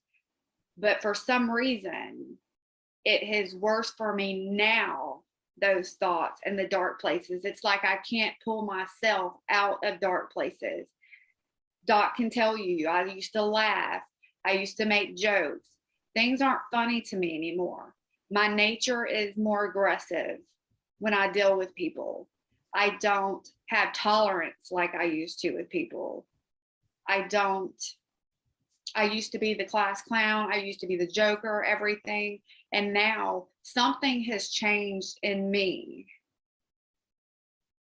from the start of the Lyme, and it just has gotten darker and darker. And that is why I've switched to darker roles in movies, because I don't have to go anywhere. It's there. So Stacy, I do want to just touch on this a little bit. Is there anything that helps you with these dark thoughts, with these suicidal thoughts, right? Because it's very common in the Lyme community. And again, I just love how open and honest and vulnerable you're being. This is extremely more common than people listening probably think. And people reach out to us offline all the time and share this with us, but they just don't want to admit it publicly. So thank you for that. Has anything helped you so far in your experiences with dealing with the suicidal ideations and also these dark places and the emotional complications that come along with Lyme disease? Running from them. But there's only a point. Like I have hit my point the last 6 months that if I don't do something, I don't know, because I'm at that point that it's more and more and more. And I know that I can work now, which I don't understand why it's going on, because I know I can work, but I'm seeing that I can't work like I used to. And that plays a huge role in this. And it also, I've just started accepting that the Lyme is not going away. I had this whatever in my head that worked for me for a couple of years, saying, you know what, it's just going to be another year. It'll get better. Life will return back to the way it was before this happened. And I kept telling myself that. And the positive things is just, I literally have to stop what I'm thinking and think, you know what? There's another second to this. There's another minute to this. People's lives are so much worse than mine. I should be happy that I'm alive. I should be happy that I have everything that I have. I should be happy with where I am today. But it creeps and it doesn't go away. Stacy, we call that reframing. And I think that's really powerful. I mean, Rich really helped me with this early on, probably about close to 2 years ago, when we have gone through all this horrible experience with Lyme disease and many other things like you have, our minds tend to lean towards the negative. And I had to find, in my experience, I had to make a conscious effort to reframe my negative thoughts and look at them from a positive perspective and kind of flip them on their head. And doing that and putting effort into doing that has made my quality of life much better. And it sounds like that's what you're beginning to do, is have to recognize these intrusive thoughts, try to reframe them, and realize how, and I don't mean to make this sound weird, but how blessed we are, because many people, Stacy, are still bedbound from Lyme disease. Many people are wheelchair bound. Many people never regain their cognitive abilities. You regained your cognitive abilities. You regained a big chunk of your health. So I think we have to always reframe and refocus on how much progress we've made, but also remember to never give up, because we can continue to improve our health as well. So where you are today, Stacy, is not where you're going to be next year. And I believe, and it sounds like you don't yet, but I think you will at some point, that you will continue to get better and better and better, and you will continue to heal more and more and more. Absolutely. And that mindset you just described and everything you're doing is proof to Rich and I that you're going to continue to get better. And we've done this, again, 251 people before you. We see that, and I hope you reflect on this after this podcast and realize, don't give up.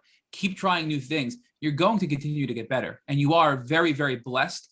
And you're very fortunate to have Dr. Lawson. And there's a whole community of people out here that are willing to help you and contribute and give you feedback based on what has helped us personally. Because sometimes it's never, well, not sometimes, it is never a one size fits all solution to treat late stage chronic Lyme disease. So please don't lose sight of that.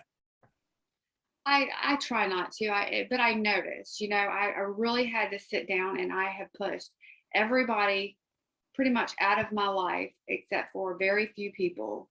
And I had several people that I used to talk to. I noticed that I stopped taking phone calls. I just put myself into work.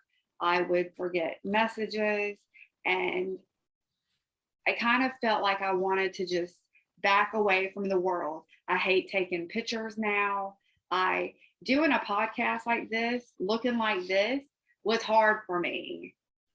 Well, I just want to say, Stacy, because people can't see you. You look very well. So you look, and I know that's a really, I feel, I don't feel comfortable saying that, but you look healthy and you look well. And I know with Lyme, you can look healthy and feel horrible, but you look really good. And again, we've been talking since 9 o'clock this morning. So we're going on over almost 2.5 hours, and you're still very well much with it, right? You're presenting yourself. This is an emotional podcast, and you're doing really well. So I want you to be maybe a little kinder on yourself and realize how far you've come, right? Because I think you look better than you think you look, and you're doing better, a lot better than you think you're doing, I think. So just keep that in mind too. Well, you understand, it's taken a toll. Like, it took a toll that I have tried to stop and stop and stop. And it's reached that point to where I know that it's a problem. So now that Dr. Lawson has put in a letter that I am taking off for 3 months for self-care and to go and just work on my studio and not film for a couple minutes. So it's going to be completing the documentary and the studio. And I'm not going to be on an active scene just for a couple of times, but I've reached that point because I've come too far with the illness to do something stupid or whatever. And, for full disclosure, I know not everybody agrees with this type of stuff, but I personally believe a lot in these brain rewiring techniques, because when you are sick for so long, your brain patterns and your brain signals get stuck in that pattern. And now that you're physically feeling better, it sounds like your brain signals are still a little stuck in that chronic illness state. And there are a lot of tools out there that we can talk about more offline if you'd like, but a lot of members of the community have used tools like DNRS and the Gupta protocol and VitalSide. And what these tools are, Stacy, they're tools to help you retrain your brain to get out of that dark place you described, to get out of that place of thinking, I'm gonna have to live like this, and to reframe your thoughts to have a positive outlook on life. And some of the stories we've heard on this podcast of people using those particular protocols have been amazing and transformational. And they're generally most successful at the later stages of their journeys where you are. So I think right now you're in the perfect spot for something like that to try, because it really has been the final piece of the puzzle for many people in their healing journey. So those are DNRS, it's called the Gupta protocol, and VitalSide. In fact, VitalSide was created by a young woman who suffered from chronic Lyme disease for most of her life.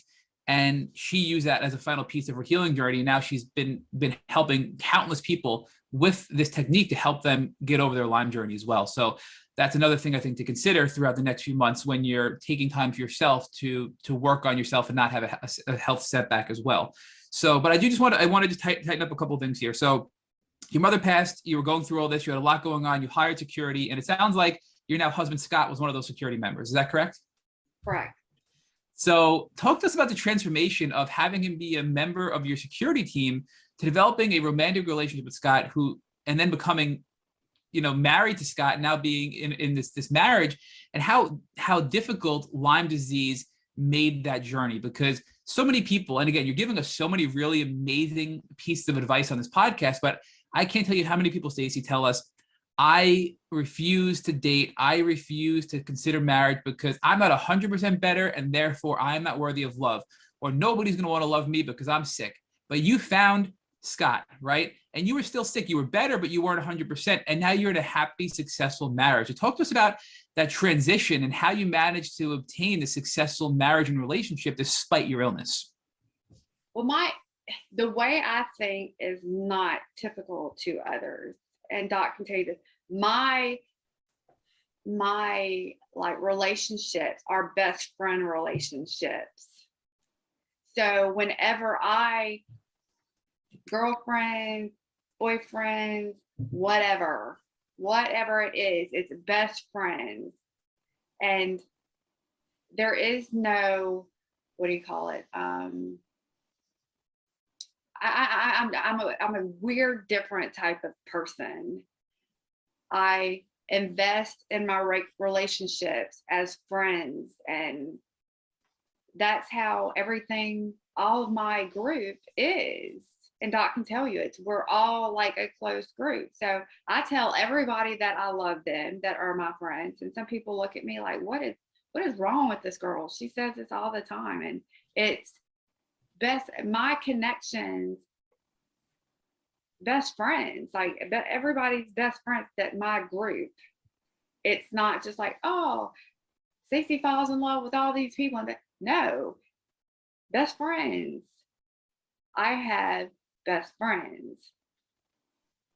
So what started as a friendship and developed into a best friendship, then evolved into a romantic relationship. So talk to us about how that happened and what that was like for you so shortly after your mother passed and going through everything you were dealing with. I wasn't there.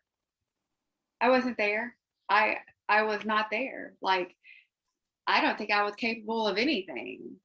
So when he thought that, driving around and doing stuff, he probably thought I was nuts, to be honest with you. Most people do if they don't know. She doesn't give herself enough credit. She is an amazing, beautiful, fantastic, intelligent woman. And I'm thankful to have her.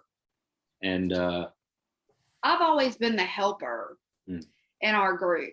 I've always been the person, if somebody needed something, and for me to have to, I don't like to ask for help. And when I do, I don't like it. I've never liked it. And I really don't like it now, being in this role. But Stacy, I think it's help and support that has gotten you where you are today. Because again, you were not able to even communicate when you first saw Dr. Lawson. So it's the team of people, your mom, your doctor, your now husband, it's Scott, right? It's all these people that have helped you to get where you are today. And of course, a big part of that is you, but you were open to those relationships and accepting of that help, as difficult as it may have been. So Scott, talk to us about your observations, right? Because now, we'll fast forward, you're now married and you're helping Stacy get through her journey, and she's doing a lot better, but she's still not where she wants to be. Then the cancer kicks in. She has all of this going on with her cancer. What were your observations about Stacy's health, Scott, when she started having all of these hemorrhaging problems? She was diagnosed with cervical cancer. Did you notice an increase in symptoms? Did you notice maybe some Lyme symptoms creeping back in because of her health condition going on with the cancer? Here again, what she said before, and I damn near had to drag her out of the house, get her into the car to even get her help. She wouldn't.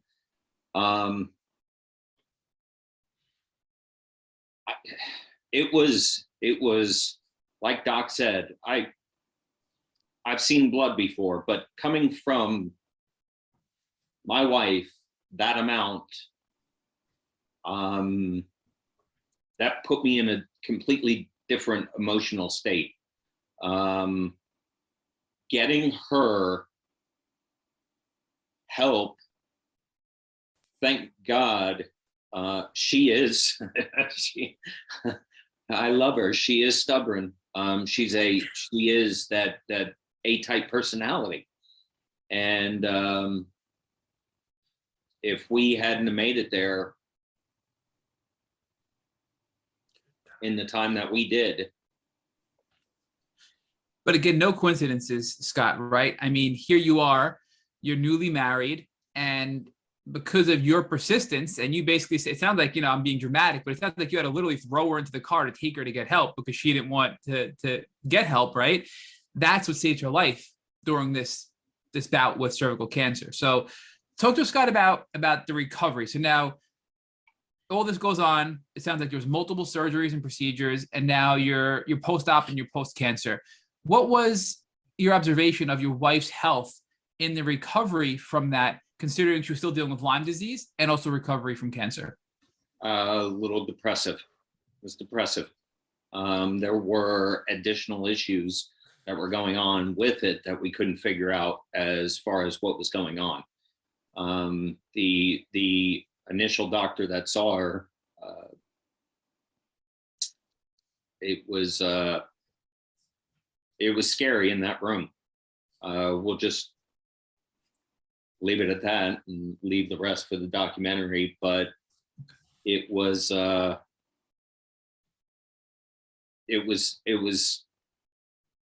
almost like her being thrown back into that wheel, just that mill just brought her right back around and dunked her right back under the water again. And it's bringing her right back around and dunking her right back under the water again. So it was, So Scott, I'm not going to push you for more details, but I just want to make an observation that, again, this is a second go of severe illness, potentially life-threatening, almost life-threatening illness, but yet Stacy overcame it, right? So I know in the documentary, you're going to get into all the details of that, and it's going to be really emotional, and we can't wait to watch the documentary. I mean, I'm just so excited to watch this when it comes out. And this podcast, I think, is going to inspire so many people to want to watch and share your documentary. But what was it like to watch her recover from that, right? She was underwater again, and here she is today. I keep pointing out, now we're going on, almost 3 hours on this podcast, and she's doing really, really well, right? So of course, we're never where we want to be. We always look forward to the future, but looking back, you've come a freaking long way, Stacy, right? So what is that like for the two of you, looking back at all you've been through and realizing the gains that you've made collectively as a team?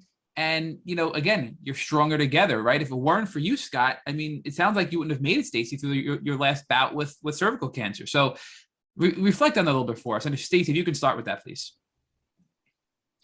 it's not just me. It's something that needs to be said here is not, it's not just me. She is an incredibly strong woman. While she's fighting this, she's helping me going through this, because we haven't talked about this, but I suffer from severe PTSD. So now throw us into a house together. And it is, we are helping each other, fighting for each other every day.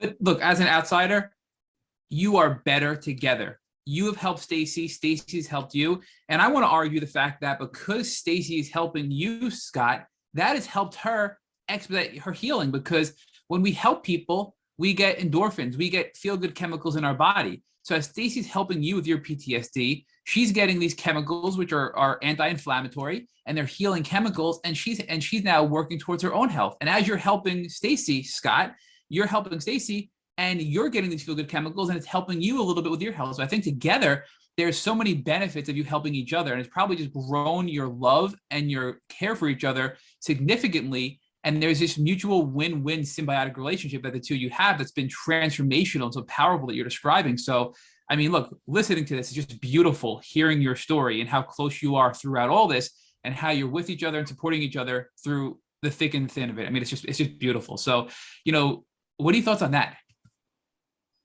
It's been, my life has always been something.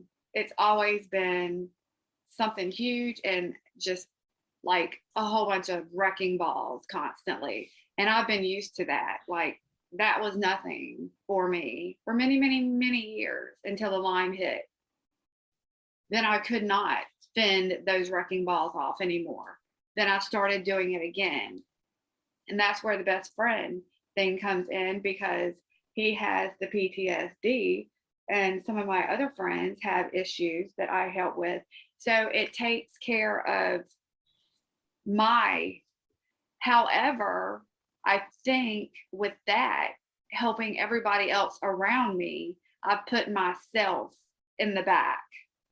where I was not taking care of myself.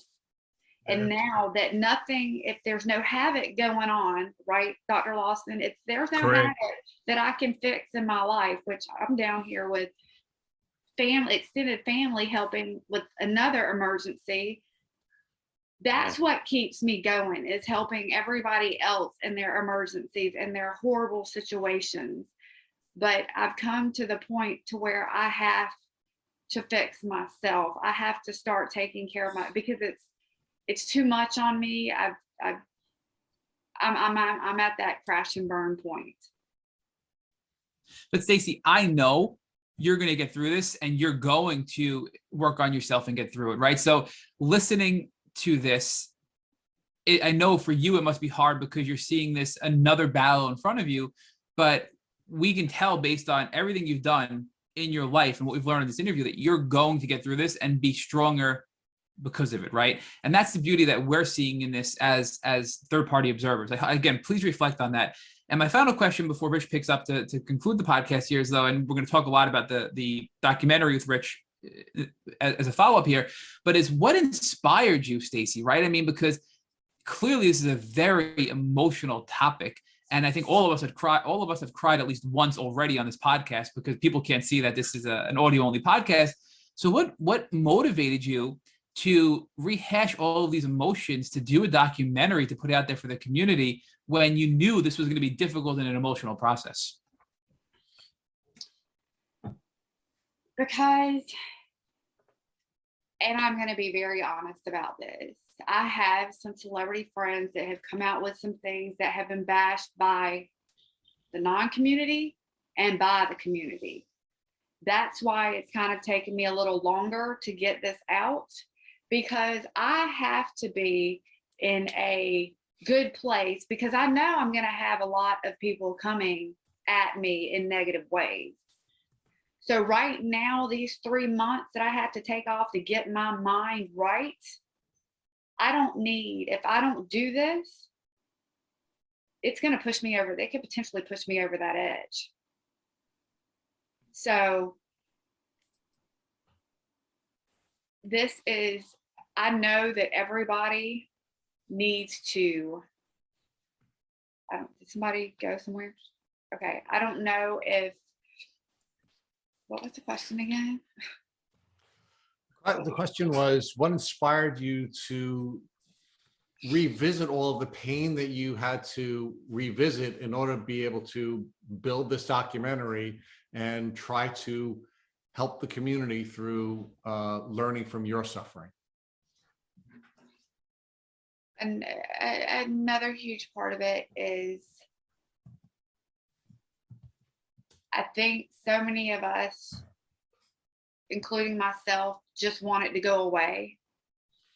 And it's not going to go away, no matter how hard we try to put it in this compartment, that compartment, shove it in the closet, wherever. And I have had so many people look at me and just, you're doing so much better. No, I'm not doing as best as you think that I am. I'm still sick. I still have these issues. I still have Lyme disease. I still have people that don't believe, that do believe. You know, I've got so many people out there that, you know, they really need this to not give up. But don't for a second think that I don't know that I'm going to be attacked when all these things come out. I'm not looking forward to it at any means. I'm not looking forward to it. And I wish that we had so much more support. And I'm hoping, and I keep reflecting back to, you know what, if it just helps a couple of people, it's helped a couple of people. But I know I'm going to get a lot of backlash from this. It's not fair, but I know it's coming. Stacey, the question that Matt was really asking you is, knowing that you're going to get this backlash and knowing that there are going to be people in the general community who are not healthy, who are going to attack you, why'd you do it? Why would you be willing to make that personal sacrifice, knowing what you're going to face, but do it nonetheless? To help people, to raise awareness, and also let people know that my damn life is not this, whatever they think, this grandiose Peaches and cream. peaches and cream that I'm living every day. And Stacy just got all this medicine and she's running the world now and everything's perfect. And I did not let a lot of people see, like, I put out some pictures on my good days. People did not see a lot of my bad days. 95% of my bad days, looking terrible and everything else, they have not seen, because I'm used to looking one way. I never wanted people to see me that way. So of course, I guess I have led people on that don't have Lyme disease, that this isn't as bad as it is. Stacey, I think this is a really important point, because one of the things we see on social media, for example, especially on Instagram, is that people will present their best face for a brief moment or in one picture or one part of one day. And there'll be others in the community who will be critical of them for that presentation because it doesn't show the full spectrum of what Lyme disease is. And of course, you want to feel good for a moment. You want to present your best self when you're on social media or when you're doing work in the entertainment industry. But then there's this whole background of what your reality is. And the only way that can be shown is in a documentary film. So Dr. Lawson, let's talk about that. Let's talk about the film and how you all built out the script for this film and what your hopes are for this film when it's released by Netflix. Well, I've always described Stacy as a national treasure, kind of like George Washington, Abraham Lincoln, Eleanor Roosevelt, and that this documentary, this podcast is a hallmark event that will make a significant difference in the treatment and recognition of Lyme's disease, not only in the United States, but in Europe, because of her message and our message with the documentary that early treatment is very effective, and then continued research for finding ways in which to bring the chronic Lyme disease under control for those people that didn't get the early treatment. So Stacy runs the whole script. I just sit there and tell the story. That's all I do, and validate that with her treatment, she did show improvement in everything. But the people want her in these movies, as far as I can tell, not just because she's an actress, but she's a producer, and she'll get the production out on time, under budget, without anybody getting shot with a firearm, and that's what they keep calling her for. That's why she was scheduled for 8 other cast for 8 other movies this year, is because they count on her to get the movie out. I mean, just recently she had to go back to Savannah to get another movie put together because of a glitch that occurred in the production, and she said she took on the responsibility to go back and take care of the problem, even though it probably wasn't her fault that the glitch happened. But that's the way she is, and that's why these people demand her presence in the productions, and that's why if she develops her own movie production studio here in Greenville, she's going to be very successful, and that will make a big impact on the Greenville area, a new industry coming in here for thousands of patients and the people that work. So I'm proud to death of her, and that's why I call her a national treasure.